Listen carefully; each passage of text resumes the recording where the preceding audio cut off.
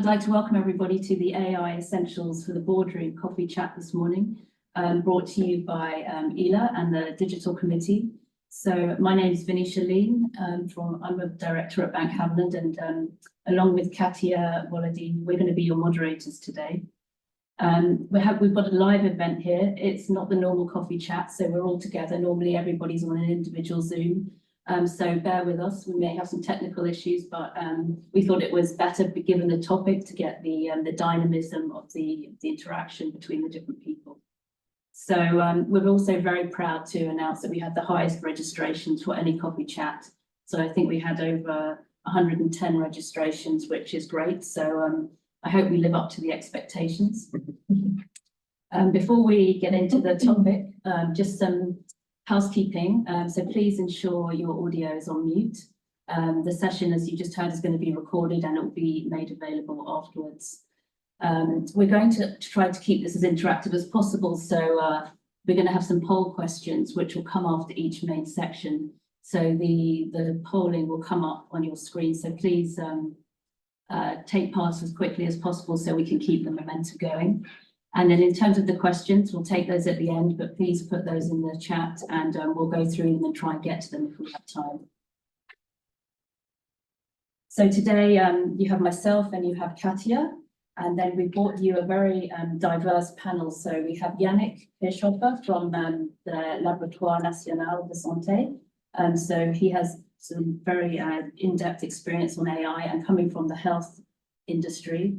On the other side of the panel, we have Frank Russig from Proximus, Head of AI Solutions, and also a board member on the International Bankers Forum. So bringing you some very diverse experience on AI, which I hope will help you all. So today is really about setting the scene for AI for you as board directors. It's obviously a very hot topic at the moment. There's lots evolving, lots going on. But I think it's we really need to set a baseline for ourselves and have an understanding. So we want to go through a quick kind of setting the scene basics of AI, look at the risk and opportunities. What's your role as a board director? And looking a bit at the positive corporate governance we need to put in place to manage this new technology. And then we'll have a Q&A and wrap up. So to set the scene a little bit, I just wanted to go through these few point of view. I think really interesting, just looking on on Wikipedia, the top article last year was ChatGPT. If you look at 2022, it didn't appear anywhere. So this phenomenon is really coming out of nowhere. I think the most interesting thing I saw there last week was the news that Apple have literally ditched their car program to focus on AI. They obviously feel that they've been left behind a little bit. So they're now going to plow millions into the generative AI technology. So I think if you see a big player like this making this move, there's obviously something we need to sit up and take notice. I think it's also referred often to the fourth industrial revolution is coming. And this idea that it's the speed that's coming, it means we have to really take care of what we're going to do with this now. So to move forward quickly, I'd like to introduce you to Frank. He's going to take you through the basics of AI and what we need to understand as board directors. Thank you so much, Venetia. Happy to be here. Welcome, everybody. So we're going to start out with just setting the scene with a few fundamentals.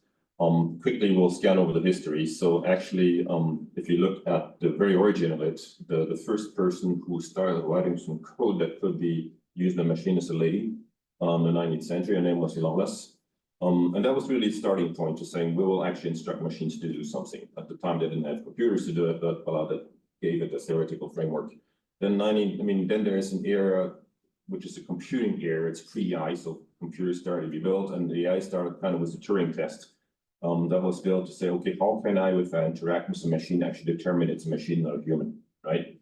Then in the 1950s, people developed games like easy games like checkers, where AI was starting to be humans. AI started to recognize songs, pictures, could say, well, that's actually retrained to recognize it's a cat.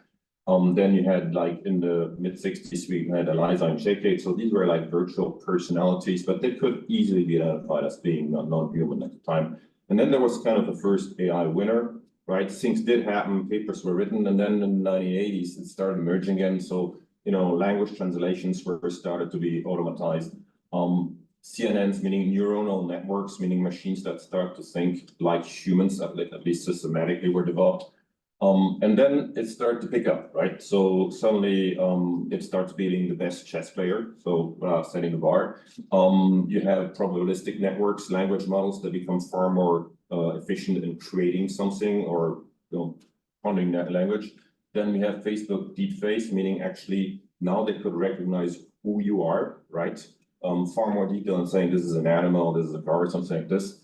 And then 216, another threshold, Go being far more competent in chess, so the system would be best Go players. And the interesting thing is actually, in common with the chess and the Go game, is actually AI was using moves that humans had never used before to beat the opponent, right? So there was a real discovery. It's not only like chess computers who learn the moves of the 200 best chess players out there. Actually, they would create new moves. They would sacrifice actually figurines that a normal chess player would never sacrifice because they found new ways to win, right? So that's a big, big innovation.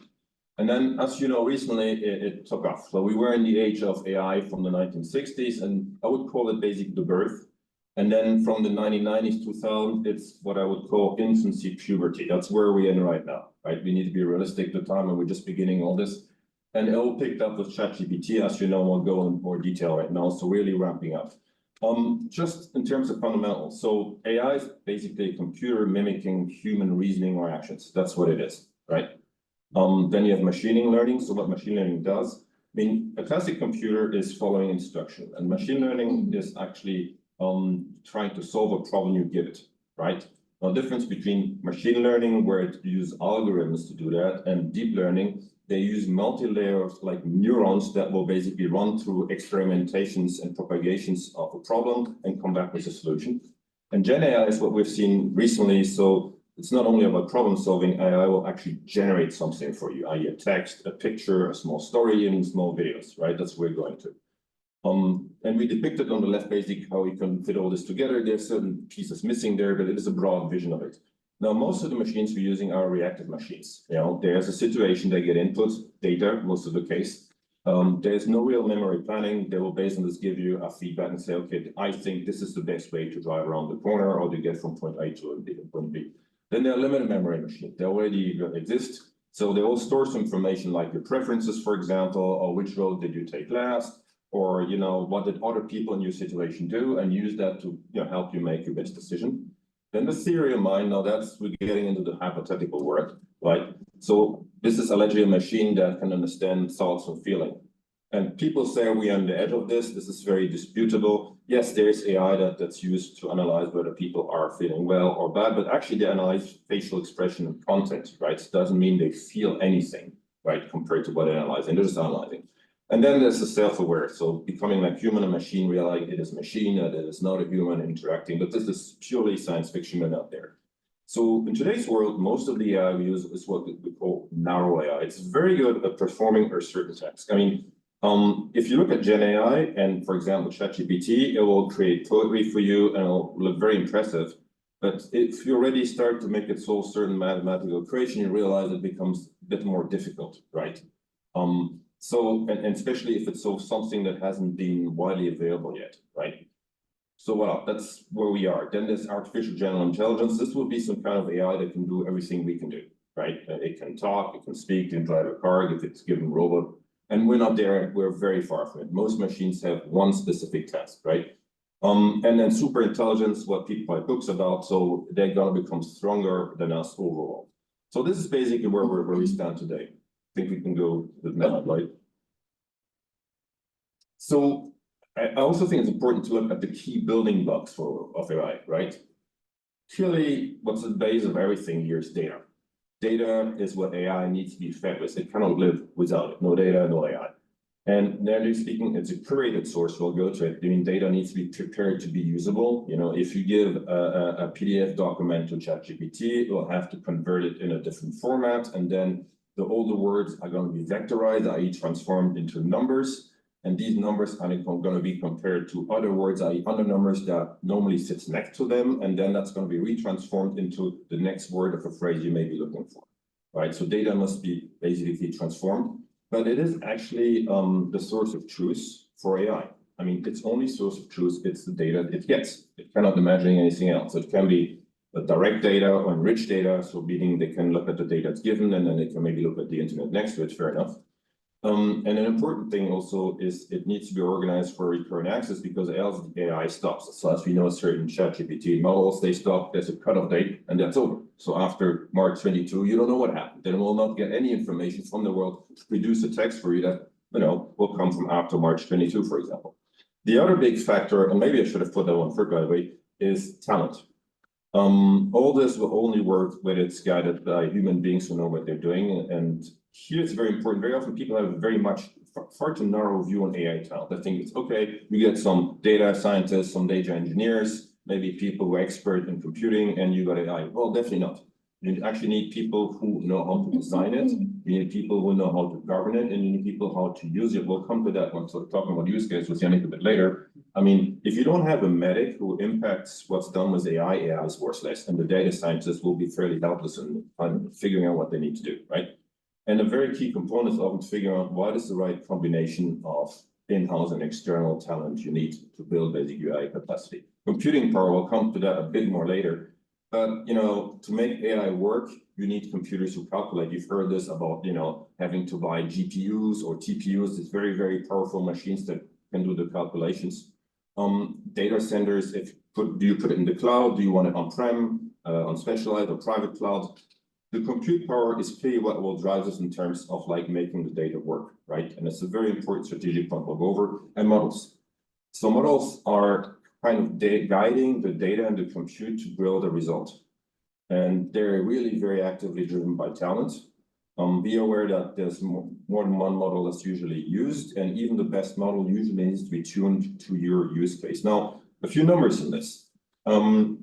Compute power has basically managed to increase the product over the past 10 years, roughly, the productivity of AI by 11-fold. Models have managed to improve the capacity of AI by 44-fold. That's very interesting to find out, right? So basically, that is a very important indicator of the role of talent in this game, right? I.e., most of the growth came from improving the models, right? That's very important. So this is the base. If you think AI, think what data do I have? What computing power do I have? What modes can I use? And what is the talent basically on top who's orchestrating all this? And think talent in the broad sense of it, right? I think we can go to the next slide. Thank you so much. So I wanted to share a few macro tendencies. So on the top left corner, we have the global, data being generated. You know the tendency, but just give you a few numbers. It's just huge. It's exponential, and it's going to be more exponential because the more data you use, the more you're going to create, and it feeds itself. To kind of leapfrog to what we're going to talk about afterwards, you need to realize, look at this curve, and you need to ask yourself the question, how is the data in my organization growing?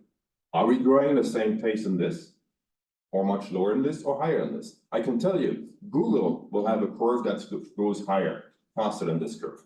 Yeah, because it's a competitive factor.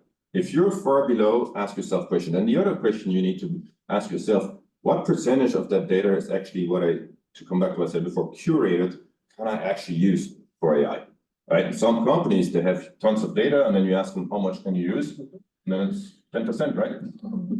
That's less in some cases, so what? I'll go on the bottom left, which shows that AI applications are clearly still today very much driven by machine learning. So there are other users like robotics and so on, but it's basically a lot about virtual applications, right? On the top right corner will come, this gets a bit geopolitical. If you look at the compute providers in the world, clearly there's a tendency there, right? It's Amazon, it's Microsoft, and there are these recurrent names, and it's just a reality we're in right now. And the same applies to chip design. A lot of American companies out there, chip fabrication. Now, clearly, the Taiwan TSMC is basically on top. It is on top by very, very, very far, right? I mean, we're talking huge chunk of the market. And the same with data centers. So we're in a market where a lot of key resources to make this work is actually extremely concentrated. And this should also raise questions in terms of resiliency, but we'll talk about later also in terms of compliance with rules and so on. And on the bottom right, I wanted to show you also a few numbers. If you look at GenAI, and this is kind of the hype of the moment at the funding, you can clearly see where the bulk of the funding is going, right? It is clearly the US, right? Which is confirmed if you look in the middle. So 72% of worldwide GenAI users is on ChatGPT as per now. The masses of people, that's what they're using, right?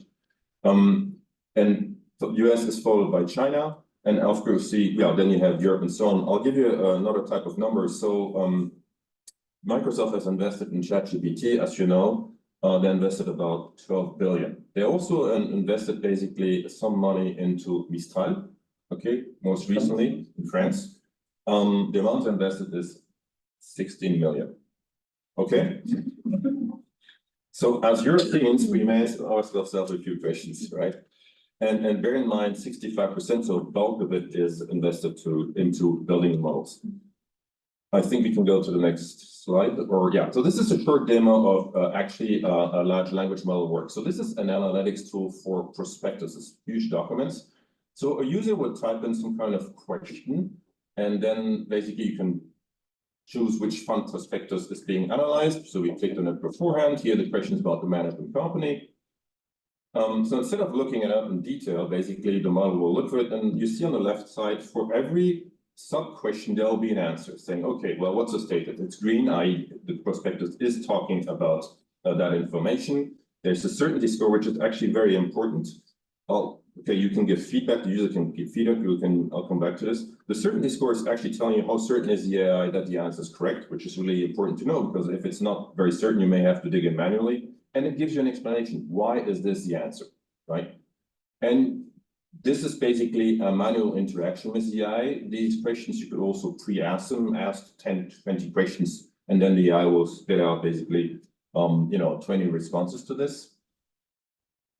So we ask something on remuneration policy, and the system turns again, and you get an answer, right? Okay, blah, blah, blah. So it's present in the prospectus. Again, the prospectus is like 500 pages plus, so you see how fast it's roaming to us.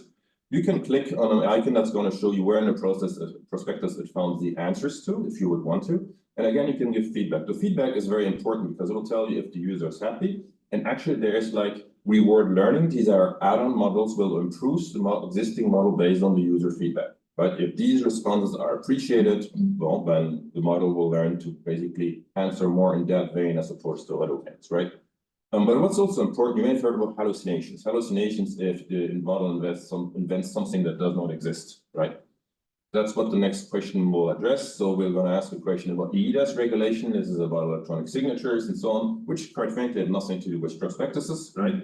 Let's see what it answers. Well, yeah, there's none of that in the prospectus. So actually, if a model is well calibrated, it will not invent stuff that does not exist, right? And that's why calibration of models is very important, right? And then we'll ask another type of question just to show the model is actually kind of really out-trick it if it's well trained. We ask a question about something that really has nothing to do with prospectuses, which is Batman, right? So what about Batman, in prospectuses? And let's see what the answers to this. And you'll see it's interesting. It's not applicable to prospectuses. So the model is smart enough to know you're actually trying to trick it and throwing stuff at it that's absolutely worthless, right? Now, this is what a well-trained model will do for you if you use it correctly, basically. And this is just a small demo of showing the power of AI in a certain way. And there, of course, the user says, great, this is the answer I need. Guide me and tell me if something doesn't make any sense at all. So this kind of wraps up the kind of scene I wanted to set. And maybe, Yannick, if you want to add a few points, for setting the scene, what is key to AI? Well, yeah, I think we have here, obviously, a lot of concepts that have been addressed. I think that here also a question about some challenges that we need to come back in terms of trust we can put and how we need to actually ensure that this is working. We will come back on that a bit later, but I would say I have potentially some points here. You mentioned the talent, and I think it's key that currently we know that in the IT market mostly we have a huge demand for data analysts, data engineers to improve the data structure in the organizations, because as you mentioned, we are all having increased volumes of data. We need to put some value. There has been some BI projects ongoing for years, and this AI now is putting this trend even higher in terms of saying that we need to be able to structure the data and to make the data exploitable, not only yet to BI systems, but also to potentially AI infrastructures to extract the data, which is key in the organization. So if you have a BI or a data analyst profile, you will probably be the king of the game in terms of HR in the future.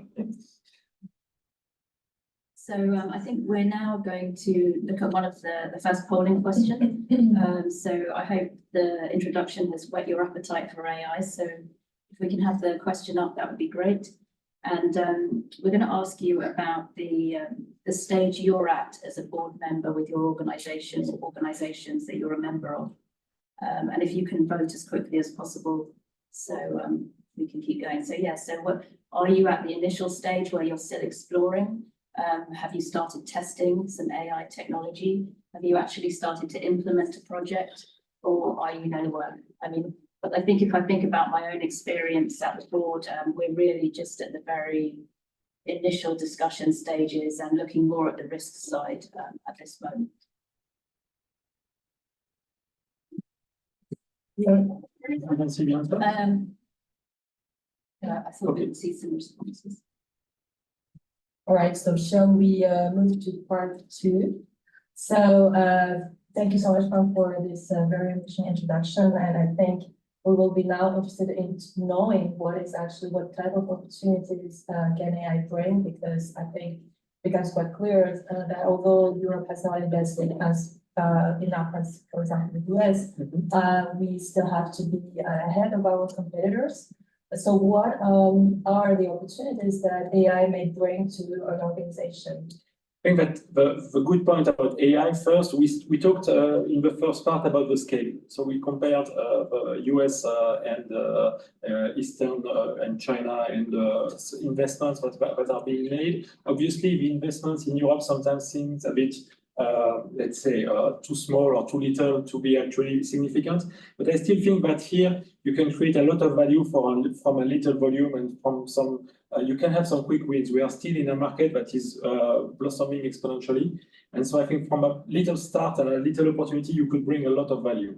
That's why here today, I think after this first presentation of the concept, I wanted to put things a bit more hands-on and speak a bit more practically on how things are being used in terms of AI in the organizations today, whether you are in the US or in Luxembourg. I think that Frank explained the different types of systems we had in AI over the last, let's say, 40, 50 years, because this AI trend has been ongoing for a long time, as it was shown in the timeline.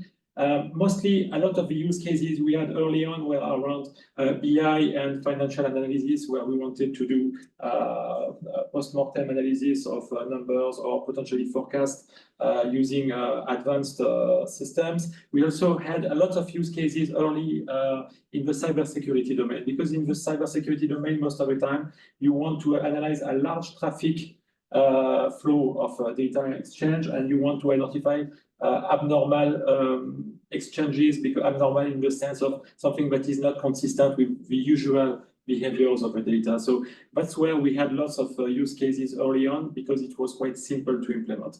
But now we move to the generative AI world, and this is completely different. So we had, maybe we can start the demonstration. I don't know who can, because we can keep discussing on top of the demonstration. I have prepared 2 quick demonstrations. Yeah, now we are moving in the terms of generative AI, and I want to explain you a few ways of how this generative AI can be used, and also for you today, how you can actually use it. And the first thing to understand in what we explained earlier is there are different types of flows of these models that can work. The first most common flow, we saw that ChatGPT is the most commonly used tool. It's a tool that goes from text to text. It's a chatbot, so technically we are entering prompts and we are receiving text as outputs. We will come back later on different types of exchange. I guess most of you already use ChatGPT, but maybe most of you also only used it, let's say, by yourself without actually being trained. And that's the first trend we see, that people are sometimes not trained. So let's see here an example on how we can use it to summarize some ideas. So I took some raw notes I take from a meeting, and I wanted to create a manifesto based on different bullet points of how what were the most important ideas from this meeting. So this is something that some of you already tried probably, but maybe some didn't. So for instance, here I heard someone saying earlier that they used it to generate minutes from a meeting. It's quite easy, as you can see, to turn raw data into structure points. This is done something that also can be used to then provide direct translation, because translation sometimes could be also tricky, because here the system in a generative AI like ChatGPT will keep some context of your conversation. Every conversation is something completely different, and that's something where you get lots of value compared to a traditional translation system, because here you can actually have something that keeps the whole context of the conversation. You can also do some shortening, because you say that the first proposal was not okay, you will shorten it. So what you do is that you discuss with the AI, and this text-to-text flow will incrementally allow you to converge to something that will be close to what you are looking for. You are not doing a one-shot query or a one-shot analysis like you would do in a Google search. You will progressively iterate. You can also change the tone of voice. Here we are moving from something formal to a LinkedIn post, because here the system knows about LinkedIn, knows about what are the expectations on LinkedIn, and is able to adapt it, adding some specific emojis and content. But then you can also say, okay, I want to go back to something a bit more formal, because I want to provide it to my administration committee more formally, and then I will go back to a completely formal style with exactly the same content, in the sense, not the content here is not the raw text, but the ideas behind. And here we are not talking about moving into some pure text, but always keeping the context, and that's really how the value is created. I want to show you another example that we see a lot, but some of you, again, here may not have actually seen how it works behind, is how you can generate images. Here also is some kind of value, because some companies have purchased expensive registrations to Getty Images or to data banks, while here you can move ahead to potentially generate your own content that will be completely original. Also trying to avoid issues in terms of copyright. We will come back on the risk. But yeah, sorry, the text is a bit blurry. But let's say, for instance, that you want to generate an oil painting of an administration committee, something that would be something that speaks to most of you. As you can see, it's quite formal. It's quite what you would expect, naturally, because the prompt and the query was simple. But then you can expect something that would be by default already close to what you would expect. But most of the time, prompting is an art. You need to train people and to learn how to use it. For instance, if you want to have something more specific, you need to put some context. You need some context about the style of the visual aspect of what you expect, the content, the scene, the background, what you want to have in order to produce your content. So here, I said that I wanted to have an administrative committee, but based on superheroes in the style of a Golden Age Marvel comics. So you can see that this looks just like a 60s comics quite easily. And then how you iterate here, more or less like in a text-to-text flow, you get some proposals. So you have sets of 4 outputs most of the time, and you can then ask to potentially ask for variants of a specific proposal that would be proposing you 4 more versions, or to upscale, so to zoom and to get a more detailed version of one of these proposals. Another use case, which is quite interesting in terms of image generation for your assets, is that you can zoom out, because sometimes you have a picture, you can easily zoom in a picture that has been taken, but zooming out you cannot do, or we could not do before, even on a typical photograph. Here you can even ask to get different context outside of the picture, to zoom out, and to here also propose different surroundings from the same center content. So you can see that we have the same center content with different alternatives, and we can generate this. This is something that you probably don't want to do, but what we can do today is you need some clip art for your PowerPoint presentations on your next meeting. You can also use it and explain that what you expect is in the style of a PowerPoint clip art and on a white background, and then you can generate also some content that you can use right away to support your presentation. And I think that's how you can generate some quick value from a simple AI models, both on ChatGPT, the version I demonstrated earlier was the version 3.5, which is still free for now. Midjourney, the tool I used in this demonstration for the demo, requires a license to be used, but you have a set of 3 minutes, so you can experiment on it. The other usages that have been game changers in the industry, mostly of web agencies and e-retail, is really the flows from image to image, is how to improve your content. For instance, in web agencies, people were taking a lot of time to remove backgrounds for pictures. When you have product pictures to show on an e-commerce site, things like this, you usually had a lot of work to do this. And AI is really a game changer here because it allows an extremely efficient way of intelligently remove any background. You can also see examples of face swapping, which have been used in deepfakes. And that's something that you need to be extremely careful because the risk in cybersecurity in the future is that impersonation of identity will be huge. And we expect a lot of cybersecurity breaches related to faking identities using deepfake systems. And obviously, video quality enhancements when you use to potentially restore some older video material, which can also be used to create or to restore some older material that you have been having. So that's a quick hands-on approach on the overview of what you could do right now in a daily use of this system.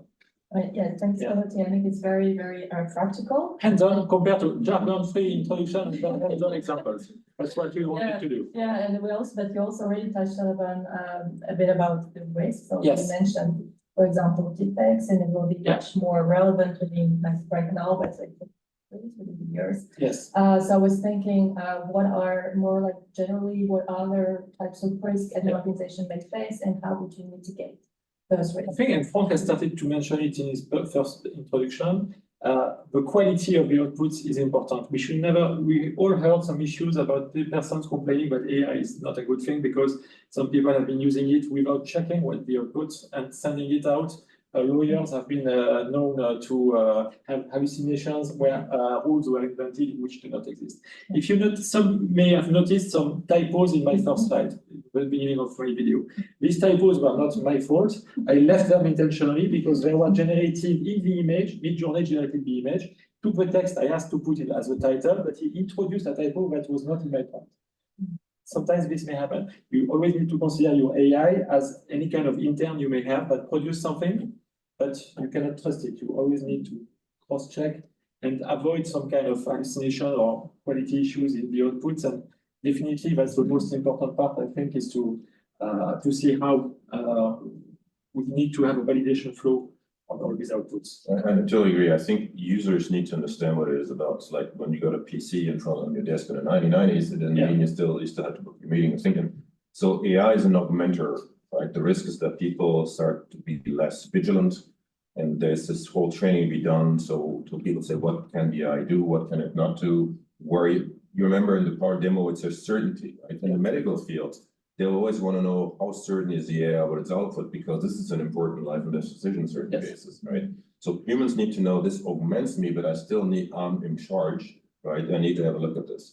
That's a huge game changer. I didn't make an example on medical topics because here we are here to speak to administrators. So, but what AI is used in terms of visual augmentation is really to work on pre-classifying images, microscopic images of tumors or things like this could be heavily improved because the AI can already prepare the image and pre-analyze the image for the doctor so that the doctor can focus on the diagnostic aspects with image that is already potentially pre-classified. While in the last years, most of the work was done using chemical coloration systems to increase contrast on different zones, different areas. Now we can achieve close to the same results from a raw image using AI to actually colorize and identify the different parts of the samples. But also we can maybe just say a few words about the opportunities, right? I mean, we talk about risk, they're huge. Again, I want to throw a few numbers out there. So if we look at AI advanced companies, their return on equity on average is 5% higher than the other companies. Yes. The cost income ratios tend to be 10-12% lower than their competitors because they've optimized a lot of things.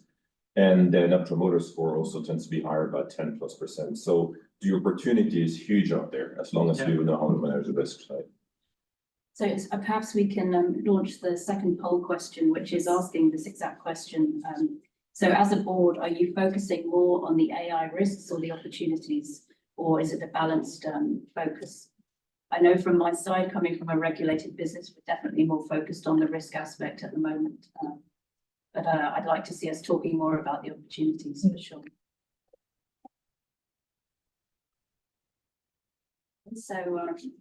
So now if we move on to, to Frank for the third part. So, as a director, what is my role in AI? How do I extend my oversight obligations to this sort of new, unknown area of technology? Yeah, again, provided a few slides for this. Here we go.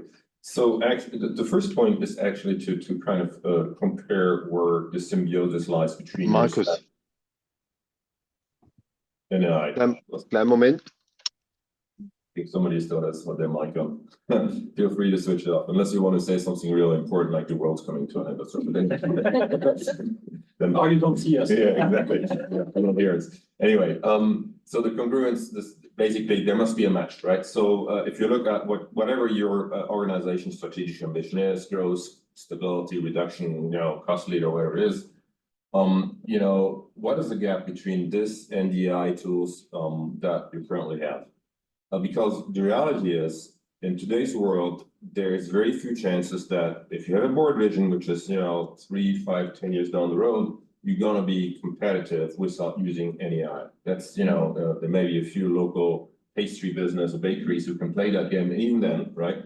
But notwithstanding this, it's not gonna work without it. It's like saying in the 90s, oh, well, I'm gonna have a successful strategy. I'm not gonna use any computer in my company. Good luck with that. It's the same thing, right? The knowledge is there.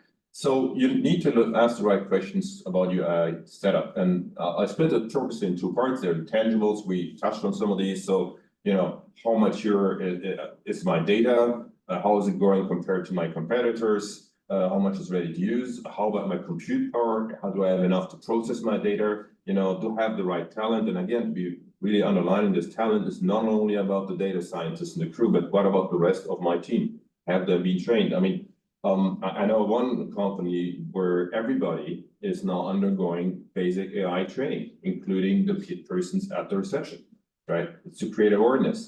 Some companies did this a few years ago with cloud. Everybody had to be trained about what the cloud is about, at least a miniature certifications. Because if you don't speak the language, quite frankly, yeah, you can have data scientists, but the people around there who's going to tell scientists where the value is are never going to figure out what value they could propose, okay? The processes need to be adapted, right? That's very important. Do you have them in place, and do you have policies in place for that, right? Which tools can you use? Are people using their ChatGPT at home and mailing it back to the office? Did that even make any sense? These kind of things, right? What is often underestimated, and that's where, in my view, the board has an even bigger role to play. So on the first chunk, as a board member, you need to start asking the right question, right? Is intangibles, right? I mean, is there a vision there that ingrains AI, right? Is there sponsorship? I mean, if the person in charge of AI for the company is N-10 in the organization, quite frankly, let's be realistic. It's not going to go very far, right? Or do you actually have Renault? I know they have a chief data and AI officer. It's Luc Julia. This is the gentleman who invented Siri, worked for Apple. Well, that's a commitment. Now, when he goes into meetings with people and wants to push AI, people tend to listen, right? And then there's a cultural aspect to it, right? And we'll touch it up a bit later, but it's actually a part of the DNA, like IT is part of the culture of the company. And if you see any gap there, then you need to figure out how you're going to close this gap, because else your strategy is not going to be, implementable, right? Realistically, and especially not in a competitive way. I think we can move to the next slide. So two levels to that slide. So one, globally, how do we look? We have a push by tech and data, right? And we have a client and market pull. The tech data is what's new out there, what could work, and keep kind of informing yourself what's the newest stuff that you could potentially be using. This is what the chief data or chief CIO would probably bring to the board in terms of information, but also having a few savvy board members in this field may be very helpful. Then you have the client and market pull, right? If you see a pickup and people driving their cars in the future want to drive self-driving cars, and actually the one key decision criteria to buy a car in the future is going to be how good is the entertainment system, right? I want a system to tell me like a Michelin guide which restaurants are going to be in that town. I don't care about a lot of other features of my car. That's what's going to matter, basically preparing for my trip and not driving. Who cares about driving? It's boring anyway, right? Then this is the pull of the market, right? And if you have two competitors starting this, you better get ready for it. So this is a vision you need to build, basically. Meaning this will impact the governance and the business model, right? And as a board member, on one hand, you need to stimulate. So if you have the feeling that, you know, there's a client market pull and the company is simply not preparing products for this, then you probably need to ask questions there. But also you probably need to guide it. So if you have a, you know, basically an executive team of Mavericks and they never even heard about GDPR, you may kind of want to ask a few questions there and put some boundaries and so on. And so it's a dynamic among this. So, but the other thing is really very important. It's a dynamic governance. What do I mean? I mean, as I said, AI today is in its infancy, puberty. A lot of companies are starting. So if you're in a proof of concept, minimum viable product and production phase, it's not the same governance. So on the left, you see the variance, meaning the risks you're willing to take are very high. You need to, in a proof of concept world, to let your teams take risks, and you need them to fail, and that needs to be totally acceptable. Have them fail fast, learn from the failings. If actually they don't fail, ask yourself questions, something is wrong, right? But if you move slowly towards a phase where certain of these things emerge as something you want to put into production, then you need to reduce the variance, increase the level of certainty, right? That is very, very important, meaning you cannot apply the same governance to starting to test how AI works for my company, my organization, business models, right? That's the same kind of governance to now output it into production on a large scale, right? I think we can move to the next slide. So basically, you want to create I call it a virtuous data cycle, virtuous cycle. You need to kick off that machine saying, okay, we need good data. We need to make informed decisions on the world level, but also as a company. And that will basically improve the engagement of clients and people who interact, also the employees. That will increase relevance to employees and clients, so they'll use us more, right? And that engagement will bring in more data. I mean, if your staff uses AI tools, it gives you feedback on how well they like it, right? You remember these little clicks that we're going to give you so you can improve it. And the same with your clients. And that will give an even better value proposition. And then you have even better user space and that better data. So that's the cycle you need basically to kick off, whether it's towards inside your teams or outside your clients. I just want to take there was a question at the same time concerning the business development. How do you see the use of generative AI in actually fostering the ways of companies to work on development of new products? And a bit more like you explained, how practically would they actually use this to create potentially new products or improve their business activity as a whole? Mm-hmm. Okay, on new products, actually, through generative AI, you can generate ideas and basically you can test them much faster on slower data sets. The brainstorm becomes, imagine you did a brainstorm with 10 people, now every person is gonna use ChatGPT for the brainstorm. Yeah. It's gonna spit out far more ideas and it's gonna formalize these ideas far faster. So a brainstorm that would take 2 hours can be reduced to 1 hour. And maybe instead of starting with like, say 2 ideas per person, you have 5 ideas per person. So, and that you can convert that into product development that you can simulate. That's the whole point, you can simulate. So I know a tire company, they now simulate driving the new tires. They don't drive them on the field anymore, 50% of the time. Globally, in terms of business development, basically, you can have a client interaction that's 24/7 and personalized, where the human agent will only kick in if needed. So if I want to do something with my bank at 11 at night, there will be a chatbot that speaks my language, that knows my history, who's going to start solving it. And maybe only when it measures that my sentiment, that's also an AI tool, measuring people's sentiment becomes impatient, then maybe a human will kick in saying, okay, there we need more help. Yeah. I think what you mentioned is really about corporate tools that would be used actually to work on at large scale. I think on an individual scale, I really like using Gen AI to, and when we speak about Gen AI, we mostly speak, as we said, ChatGPT. Now we have Google Gemini, we have Microsoft Copilot and different things that can be used. But I think that the ideation process is also quite improved, because when you need to to start an idea or to find something, you can just ask for proposals, and the random proposals that you could receive from AI could be a really good material. Do not start from, because you always have the fear of a blank page. How do you start a new document, a new idea, a new project? You just want ideas for a name for a project, just ask it, and it will provide randomized proposals, and it creates a whole material from which you can sculpt to say, okay, this is clearly something I don't want, but it can help you to work and to create the really embryonic phase of your ideas, of your conception, of your projects, and that's where I think asking it for without having anything even at the start or really a limited idea is really helpful, I think. Yeah. So we could also probably get much more ideation from the ground, because anyone can also now have better ways to let's say to take a basic idea into some initial form of a report of names and things from nothing.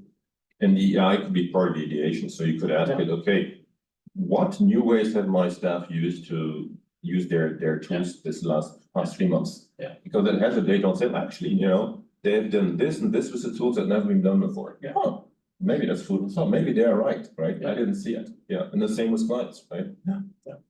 As long as you have human intervention, it's always. Exactly. It's always the key.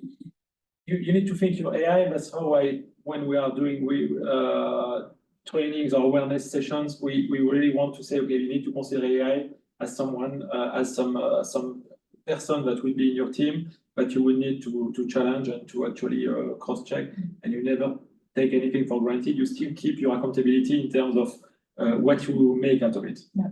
So AI proposes, humans decide. Absolutely. Yes. If you can move to the board question. Yeah, so if we could just launch the last polling question. So asking about how you as a board member see your contribution around AI.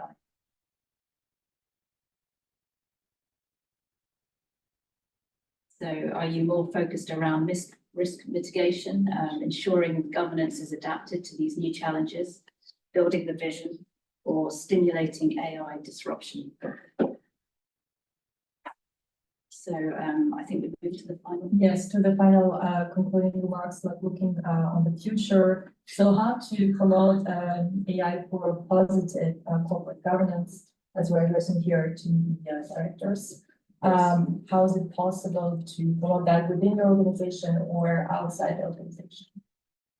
I will keep it short. We don't have slides or any material. I think here the key point, and it was also mentioned in the start so that we close the loop, is about talent. I think that AI generates lots of fears, lots of complicated, let's say, expectations at the same time. So we need to train the persons and to be sure that everyone is managing the AI. Frank has mentioned that I think there's a good example with how computers were first introduced and then cloud systems were introduced. We are at a bridge of a transformation of the activity.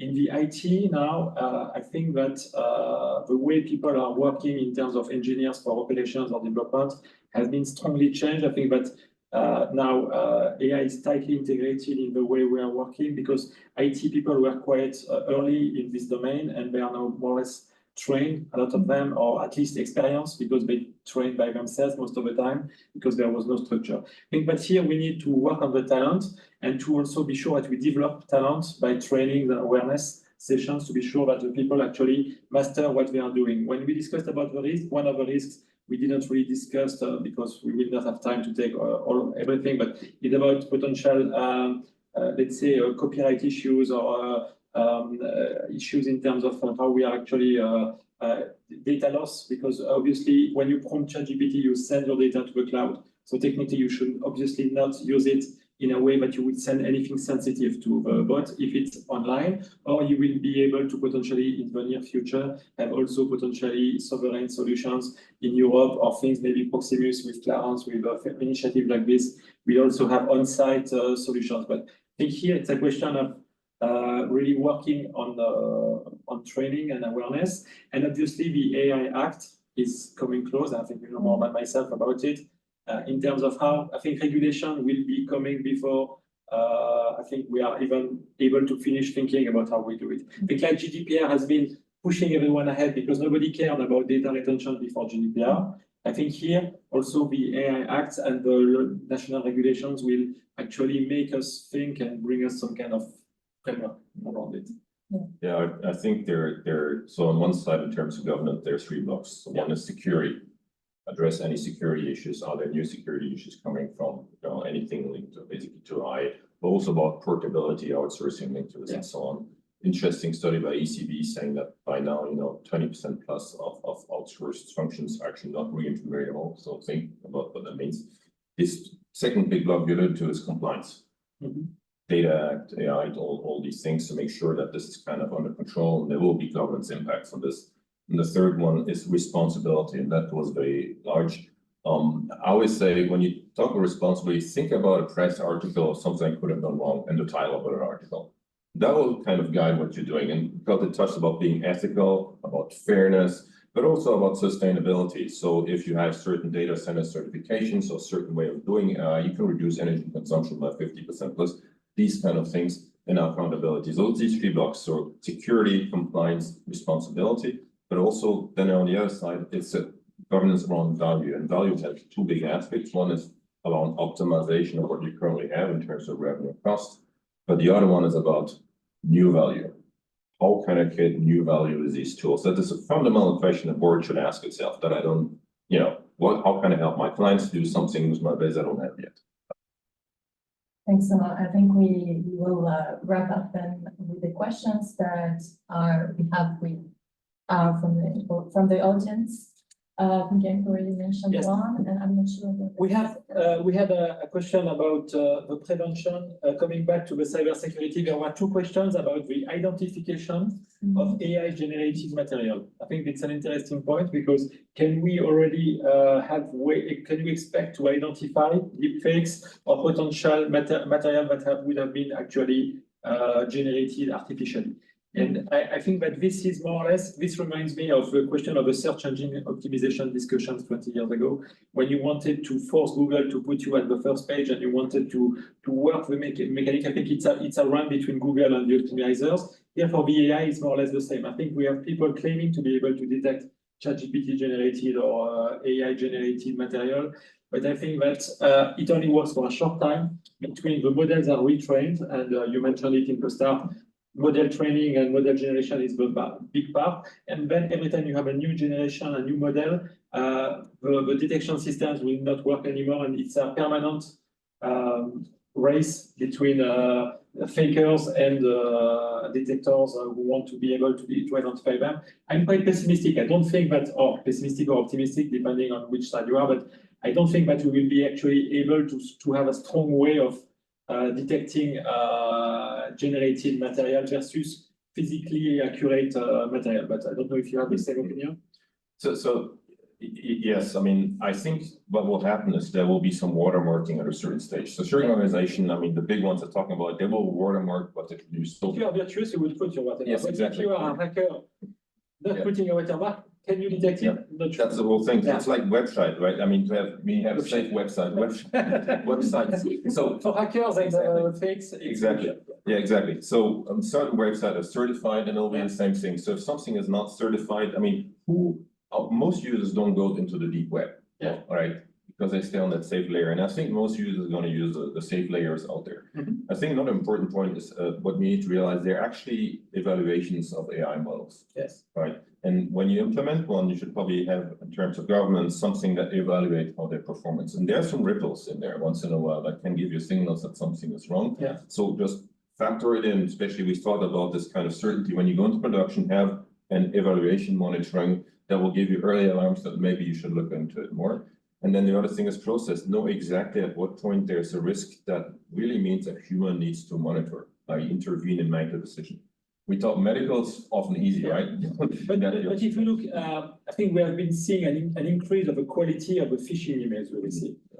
We have received last week a phishing campaign in our organization. But has been every time we receive something, every month we can see an increase, and so the risk is increasing, and this is always the human factor which is attacked, which is always the weak link in the organizations to try to get accesses. So we need to be careful because now obviously it's the time where we could easily identify something fake by the typos and the lack of credibility. Now we have things that start to be quite professional, and we also started to warn our HR that they should also not trust phone calls. Even if you recognize the voice of the person, you should be extremely careful because we expect to receive phishing phone calls impersonating the voice of the person they are claiming to be. So we need to be extremely careful, and I'm not sure we will have technical ways of protecting us. I think it will still be a matter of training and creating awareness in the employees. Yeah, and I think there was also one question around environment. So what is the environmental impact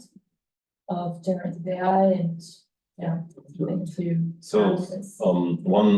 the reality is we will need more energy going forward in the next 10 to 20 years. Okay, we cannot negate this. This is our goal, but you can do a lot about efficiency, right? That's really huge. So there are certifications of data centers used that tell you that actually they're using far less energy than their competitors, number one. They're fairly transparent, and it's a choice, right, that we have to do. The other thing is basically, okay, depending on how you use a model, you don't always need the most powerful model. That's where the data team will come in, but you may need a model that's adapted enough and that'll work. You know, you may say, well, that model has been trained for a cost, and the cost of a model is often linked to energy, as we said, right? Of 10 million as opposed to 100 million, maybe the 10 million model does a job, then use that, right? And you look at the equipment used. So in terms of process and choices, you can reduce the energy impact by, let's say, at least easily 50%. I have something here that is also when we are talking to ChatGPT, we are all talking to the same person. Because technically, every time you start a chat with ChatGPT, you are starting from a white slate with this model of ChatGPT. But I think in the future, we will expect to have more personalized models, and that's where it may become expensive in terms of energy, because currently the most energy is spent on training the model, because that's where you spend the most of computation part. And once the model is trained, you just iterate questions on a existing model, which is immutable. Every time you start a new discussion with ChatGPT, you get the same model in front of you. But if we, and I think that's the trend we will take, want to have more personalized service, I think that we will need to have more adaptive models, and we will multiply the number of models to be trained. And that's where it may become expensive, but at the same time, I think that we may move, and that's how Apple is moving ahead, is to say we will move from having models trained and running in the cloud to models running and trained on our devices that will be specifically optimized, and that will be more energy efficient potentially at some point if we have the right hardware. And that's maybe also the way to move ahead, because I think that specific hardware and hardware evolution will also help a lot. Yeah, thanks a lot. I think we're running a bit out of time. It was very, very interesting debate. Yeah. I just have a very, well, thanks a lot, first of all, to the speakers, to my co-moderator, Venetia, also to ILA for helping us with setting up this event, and to Bernard from Atos also for helping us with the venue. I just have very, maybe like three points that I remember from this presentation is data, quality of data, which is very important, which comes from also the trust for an organization. Also maybe talent. Also, there is a question mark how to retain talent, whether it should be in-house or external, and who is responsible for AI within your organization. I think this is something that each organization has to think about. It should be tailor-made, but obviously, as Frank mentioned, has to be someone with a certain charisma so that it can very close with the project of AI within the organization. And yeah, this is like maybe 3 main points that I keep in mind. I think there's going to be a short survey at the end of the presentation, the webinar. So please do to answer the questions will be very useful for us for the future ILA Coffee Chats. And we would like also to thank all the participants. It was a very huge success for us, and it's always a pleasure to discuss on such a hot topic. Thanks a lot. Thank you, everyone. Thank you.